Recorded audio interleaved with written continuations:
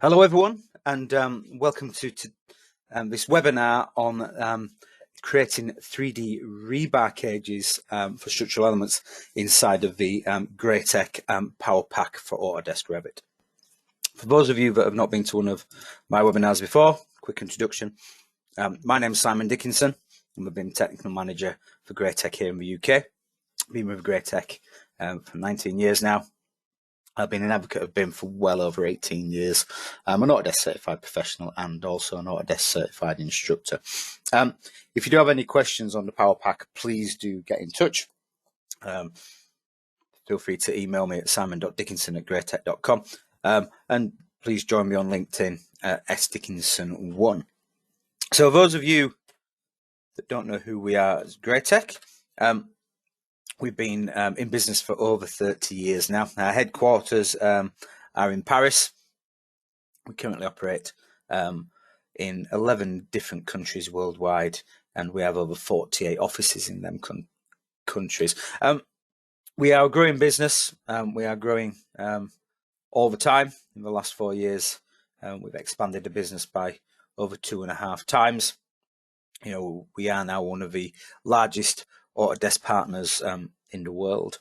We do have a lot of staff, as you could probably imagine, but the DNA of our staff is primarily technical. You know, we've got 100 developers based in our R&D centre in Romania, producing all of our software, including the PowerPack, and we're looking at in this webinar. You know, we've got 200 consultants like myself, that are basically focused on customer delivery and outcomes, so you know, making sure that you guys get lasting benefit from the investment that you're making in both your Autodesk software and also the Greytech software. We are customer centric. You know, we worked on millions of projects with Greytech software worldwide. You know, we dedicate ourselves to making sure we do the best job possible with 98% excellent or good customer feedback for our support, and we're currently running over 3,500 training courses every year. As a company, we break our business up into what we call the 4 pillars. We've got our create pillar, which is basically the software that we use to do the design. So Revit, enhancing that with the PowerPacks, such as the one that we're looking at today. We currently have 4 PowerPacks. We have the PowerPack for Revit, PowerPack for Advanced Steel, PowerPack for Inventor, and PowerPack for Vault. And the aim of the PowerPacks is always to add additional functionality and better workflows into the software. We have our Simulate side of a business where we look at the analytical, basically the building simulation side of things. We have one product called Advanced Design, and some aspects of what I'm going to show you in this webinar actually link to the technology that is in our simulation software. We have our Fabricate tools, and we have a product called Advanced Workshop, which is designed for prefabricated buildings, and it basically controls all the deliverables from the shop floor to finished products, all the way through to site delivery. And then we have our Manage pillar. And the Manage pillar relates to our document management stuff. You know, what do we do with all the data that we're creating in the Create, the Simulate, and the Fabricate pillars? You know, we've got to manage that data somewhere, and that's where our OpenTree product comes in as a document management system. It's an internal document management system. It will link to any CDE of your choice, BIM 360, etc. Okay, so the 3D rebar cages. It's part of the PowerPack detailing. Okay, and it's the main tool that we're looking at today is that button there called main bars, and it's a very, very clever tool, and I'll come on and explain what's so clever about it in a second. Just to let you know, the detailing is part of the premium concrete PowerPack. So basically the PowerPack for Revit has several different levels: standard and professional, which is the normal PowerPack menu, and then the premium concrete, which gives us all of the tools for reinforcement. Okay, so what are we looking at today, and what does this main tool that we're looking at allow us to do? So this main tool for the main bars will help us to generate rebar cages for footings and columns, for beams, and for walls. Okay, and in all cases we simply start by either selecting the element that we want to reinforce and clicking the main bars, or by clicking main bars and then selecting the element that we want to put the reinforcement in. What we can then face with, we are then faced with the reinforcement dialog box. Now this is where this tool gets quite clever, because depending on the element that we've clicked on and depending on the element, the type of element that we're trying to add the reinforcement to, it will give us a different dialog box. So it's intelligent enough to know that if you've clicked on a footing, to give us the footings dialog box. You know, so in here we've got full control over the pad. Yeah, so the bottom bars in the X, the bottom bars in the Y, top bars in the X, top bars in the Y. We can then look at the support elements. Yeah, so what additional support have we got in there? You know, how we fasten in the pad to the column. You know, what information do we need to do that? And we can start to set all of that information up.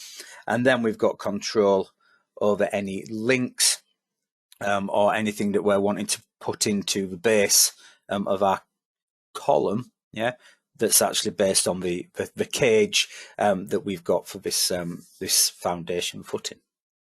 Okay. Again, when we move on to columns, select the column or the main bar button, click the main bar button, and then it will take us into the wizard, yeah, or into the dialog box for setting up all of our elements, but it will automatically know that it's a column, and therefore it gives us a little bit more control in here and the way that it works. So, you know, we've got in here the, you know, our vertical bars, yeah, on the main reinforcement. We've got then tools in here for doing all the transverse. It's slightly different with the way that in here, because what we can do is we can create what we call a package. So it may be that when we're putting our stirrups in here, we want different spacing at different points along here. So what you'll see is we basically have in there, it says top starter bars, bottom starter bars. So we can start to have full control. For those of you that do your reinforcement in Revit at the moment with the Revit tool, it's really awkward when you're putting in multiple elements. So you'll be putting your stirrups in, you're trying to set the spacing. It always wants to do the spacing from the start to the end, and then you've got to put the spacing, you've got to then manually adjust it, and it can get, it's quite time consuming because you've not got the full control of the placement of your elements. Within here, we can create these packages, and I'll show you later on what I mean by this and how we set the different spacing up to basically have different sections of the stirrups with different spacing at various steps along that column. And the similar sort of thing when it comes to beams. Yeah, so again, when we go into beams, we'll start to get this sort of level of information in here. So, you know, you've got these spans, and the idea of this in here is you can create a package to control your bottom, your top, or your anti-crack bars, transversal bars, and your top bars. So all of this information then can be controlled. Okay, so transversal bars being our stirrups, how we want the spacing to go, you know, do we have, and you can see there that we've got that package with the numbers, so the elements, number of elements that are in there, the spacing between each of our stirrups, and we can set it all up in one go. And the one thing that's really nice about this tool as well is once you've set it up, even if you've been doing different columns or different beams, if you then go back to a beam or a column or a footing that you've already used this tool on, when you actually select it, it reads the information that's already been set up. and that information is going to come back, and it just gives us a lot more control, because we can just go back in and we can start to make changes from there straight away.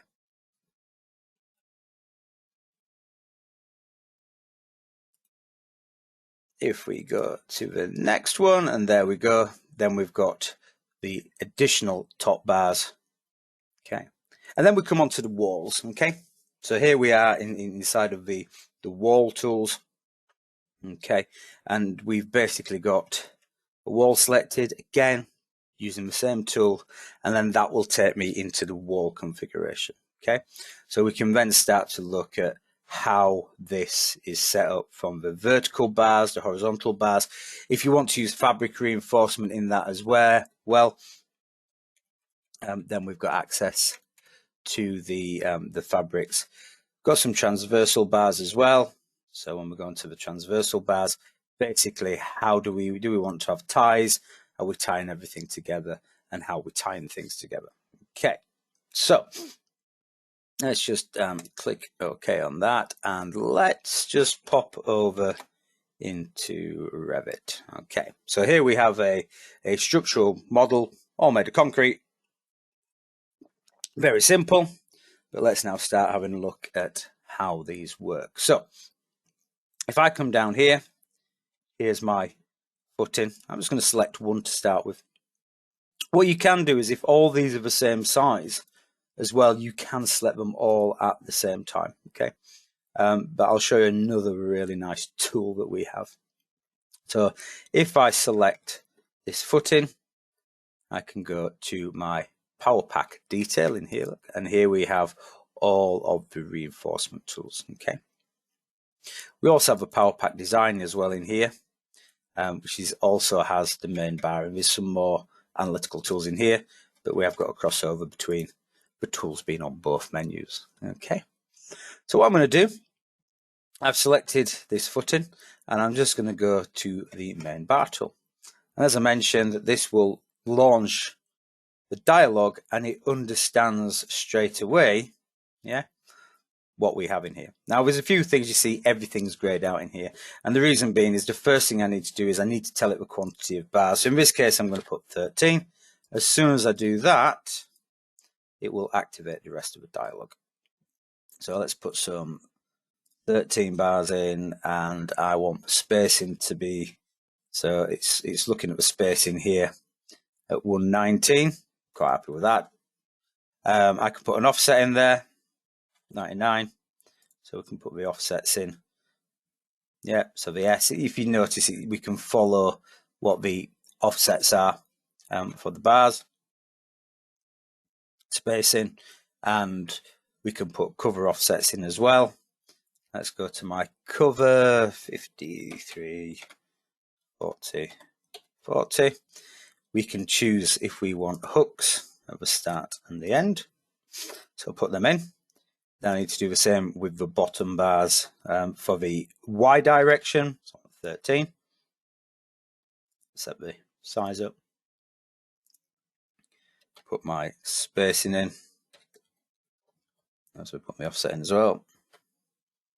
And we can set the hooks in here as well from the drop down. We can also set the hook length. I'm going to set these at a ridiculous size for the sake of this. Let me do the same on these. Okay. I can then go to my top bars. Yeah.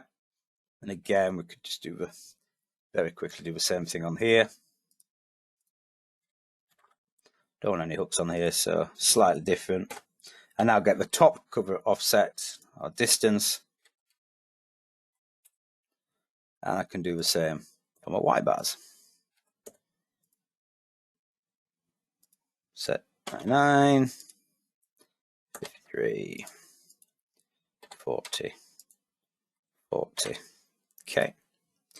You know, we've even got the ability then to add sort of some support in here as well.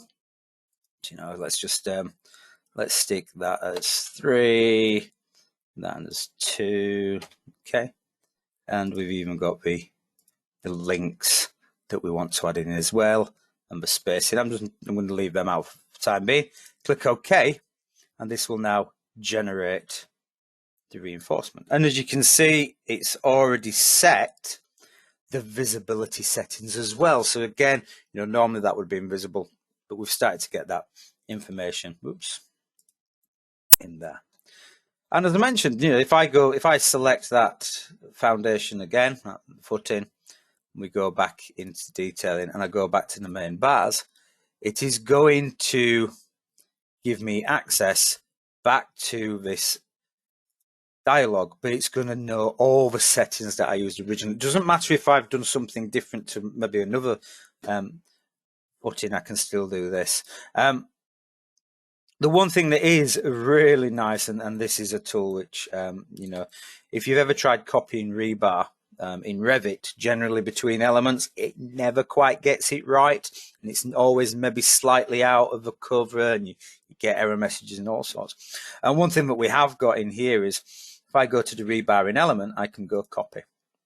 And it'll basically say, select the element that I want to use, hit finish. Then select the elements that I want to add that exact same setting to as well. I can put that in, hit the finish button again, and it will then add them in as well. So just a really nice, easy way to copy that data across. And again, it's just something that we're bit slightly restricted on in the way that Revit works. If we go on and have a look at columns, so let's select this column. As I say, in fact, I won't select that. I'll do it the other way. So here where I've mentioned you can select the tool first and then the element that you want to add the reinforcement to.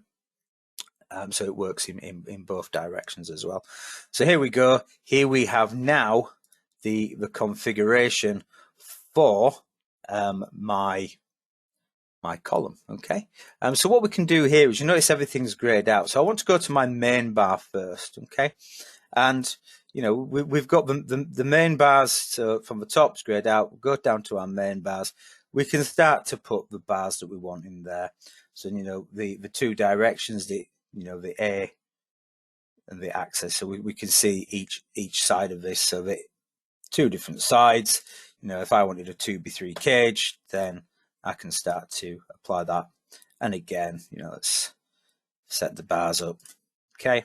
To the bar size that we want, and we can change the X and the Y bar sizes to be different if we want to. Okay, we're going to set some offsets in there. So that's going to, if I just literally click OK at that point, literally the only thing we're going to get is we're going to get some vertical bars in there. Okay, let's go back into our tool. Okay. And now I can start to put, we've got some top starter bars, we've got some bottom starter bars. You've got full flexibility of how we set that up. I've got all my transverse reinforcement. Now in here, this is basically where we start to create something called a package. And this is similar to what we do in beams. So this is now going to say to me, right, this column is 330 high. I actually want this to be the top offset, bottom offset says 0, top offset 330. In fact, actually, I should set these values at the top first. So I want, say, I don't know, let's go for 25 and spacing of 150. Okay. And as you can see there, it's telling me that, the top offset then is going to be too great. So it's actually going to overshoot by minus. So it's actually calculating in here, and it's showing me how many elements it's actually going to be creating. So if I set that to 20, there we go. I'm going to have 300 mil left at the end. But I could then set another package up to then change the spacing for that next section as well. Click OK. And then that will set that up. Okay. And of course I could do exactly the same thing and copy them elements across. Now what I'm just going to do is I'm just going to nip to a different model. So here we just have a very simple model just to show you another functionality. So what I could do is I could select this element and I can go to my PowerPack detailing. We could go to the main bars, and I can start to configure the beam very similar to the column. So what we do is we basically have the bars, and what we do is we have these layers. Yeah, I can select the layer. We can set each section. So what we're doing is we're building up the reinforcements in there. But I'm about to show you a much quicker and faster way to start your reinforcement. So what I've got there is I've got a column selected. The button directly next to the main bars is this constructive dispositions. Okay. If I click on here, yeah, what this is now going to do is it's basically going to launch the design tool. Okay. Now what we can do in here is it understands the beam, it understands the geometry. Yeah, we've got all this information. And what I can do is I can actually get the software using our advanced design tool. So it's basically built into here. So this is the structural analysis tool. And I can actually run calculations for this selected element. And this will actually calculate the reinforcement for this object. We've got various things that we can do. Once we've actually calculated this, we'll generate a report. I'm not going to click on that. And the reason why is because it takes a few minutes to generate it. So here's one I produced earlier. So what we have here is we have a report that has come out based on the calculation for that object. Okay, it is actually the same beam that I calculated earlier. And we have all of the information, the calculation methods that are used, bending information. Yeah, so we've got all this information built into here. Okay. Once I hit close, you can see that it's actually now generated all the information, all the reinforcement, and that's done like in a few seconds. So you can imagine the amount of time it saves. And if you don't like it, it's not a problem. If maybe it's not the way that you would design it, we can use templates, and we can actually create design templates to use within the construction dispositions, so that it will use the standard that you want to use to create that. Also, what I can do is if I select that beam that's been reinforced, if I go back into the main bars, what the constructive dispositions has done, it's basically generated all that information into here. So we have the spans, we've got the layers, we've got the values that are in there. You know, if there's any anti-crack bars, there's no anti-crack bars in this particular one, but you could add them in afterwards. You might not like the way that it's done certain of the elements in here. We can go back in and we can customize everything that is being generated in there. Okay, so it's really, really powerful tool. Let's just go back to here. Okay, let's select this wall here. What I'm going to do is let's just go to the glasses and let's just isolate this element. Okay, so again, now we're onto a wall. Let's go into our PowerPack detailing, hit the main bar tool. Okay, and here we have the main bar. Okay, we've got the wall web, vertical bars that we want in here. Yeah, so again, we go to our vertical bars, we add a package in. That is then going to give us the information in here. Yeah, so I can set a top and bottom offset if I wanted in here. Yeah, so we could just add various values in. Quantity, so the number of elements. Okay, it's showing me here I've got 2, and the spacing, yeah, is going to be 5.5 meters. It's the length of the wall. Okay, so of course, as soon as I now start to add values into there, it's going to change my spacing by 25, and we can start to see how the spacing is going to appear in there, and we can see what the size is. Again, we can go to the horizontals. Let's add a package into here. Yeah, so then I can say I want 8. Yeah, and we'll start to see the spacing in there. Okay, change all the settings. As I say, it's purely, you know, from a design point of view. Do we want hooks on the end, etc.? Click OK. And then we can start to look at generating, the settings.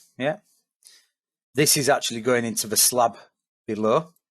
So it knows that although the wall looks the way it does, it's actually the extent of the wall extending to the wall, into the floor, into the slab where that information has been generated. Okay.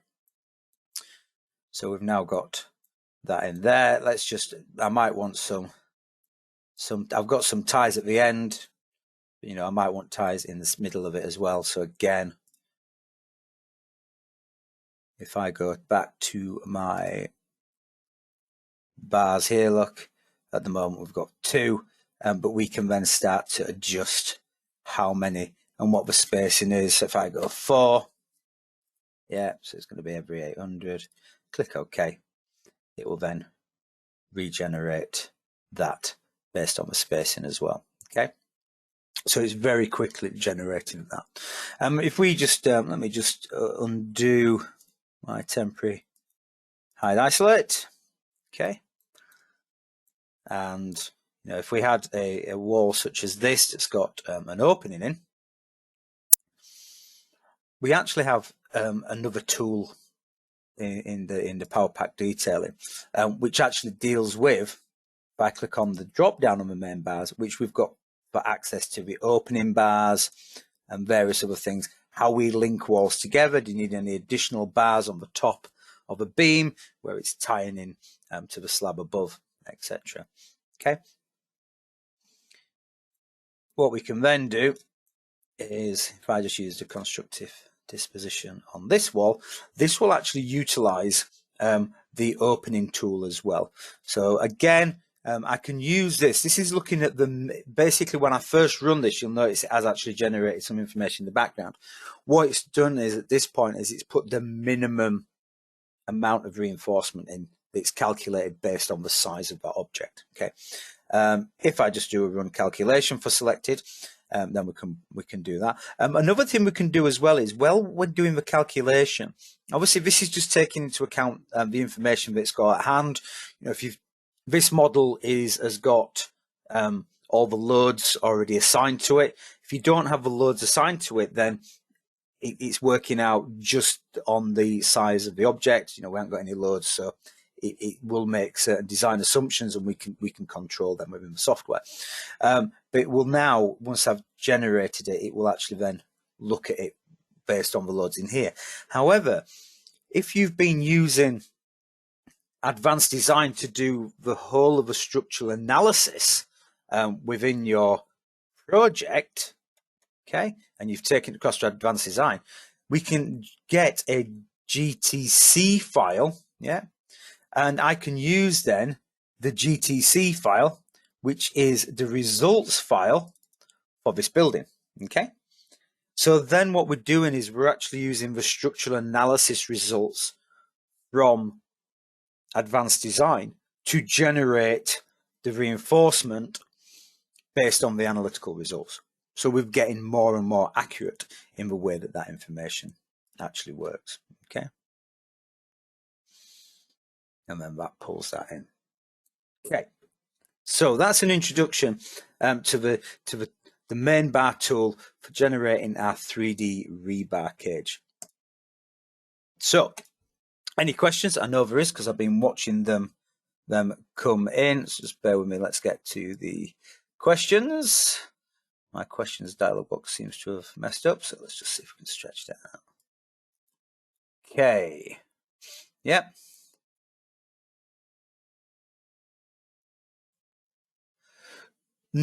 So the question is, does it allow for things like concrete bund and with concrete walls all around the outside face? Not completely, no, but we can start to build some of that in based on the little tool that I showed you for like the beams, where we can use that to add the additional information in there. There's not an educational student version, unfortunately, but you can download a trial version. If you Google the PowerPack, you can actually download a trial for that.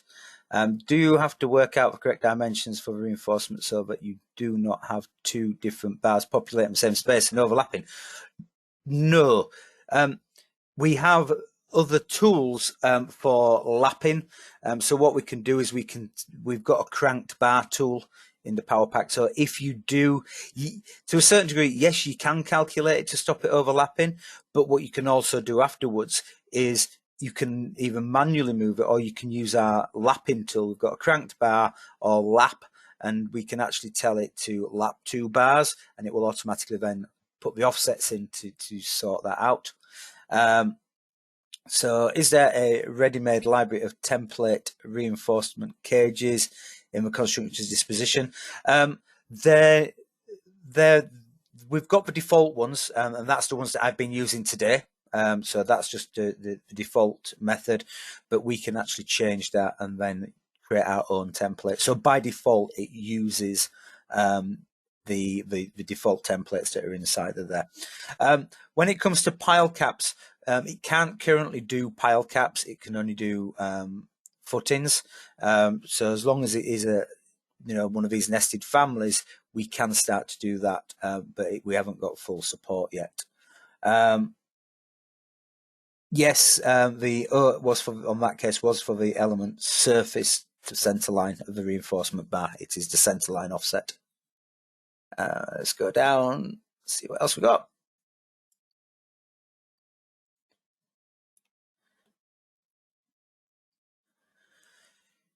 Yes, the bending schedule can be customized. There'll be another webinar coming up on creating all the bending details. And currently, if you have a normal bending schedule that's already set up to BS8 666, what you've got to remember is everything that we're creating within the PowerPack is Revit reinforcement. It's not a complete custom setup. So the reinforcement bars themselves are the Revit ones. So yes, it will place that in. So yes, so some of the bars were in the same place, but we can make change. Yes, absolutely. It's actually easier to. I'll be running a webinar shortly in the next. So it'll be normally Monday and Friday. I think it is a week on Friday. Is the one on the annotation. But yes, we've improved the way that the reinforcement annotates. Revit's not always been the great thing at adding that in as well. Thank you very much, Gustavo. Yes, it is improving on every release. Like everything, we are developing it. Cool. Well, thank you ever so much for your time. Thanks so much for watching. Feel free or do join us on social media, on Twitter, Facebook, LinkedIn, and of course on our YouTube channels.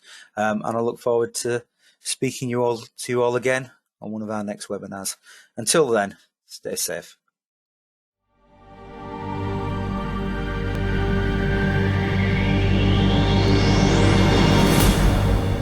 Greytech.